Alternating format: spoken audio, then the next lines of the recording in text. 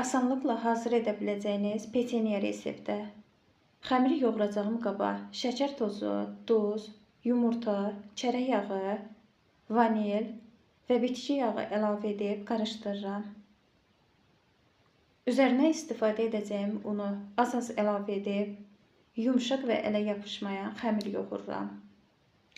Xəmiri gözlətmədən yağlı kağızdan istifadə edərək asanlıqla təxminən 3 mm qalınlığında yayıram və istənilən forma ilə kəsirik. Əvvəlcə böyük, sonra isə kəsdiyimizin içərisindən kiçik ölçü ilə. Öncədən isidilmiş 180 dərəcədə 5-6 dəqiqə bişiririk, nəzarət edərək. Kəsmili pendirin üzərinə şəkər tozu əlavə edib, içliyi hazırlayıb, göstərdiyim kimi bükürəm. Sonda üzərinə şəkər pudrası səpirəm.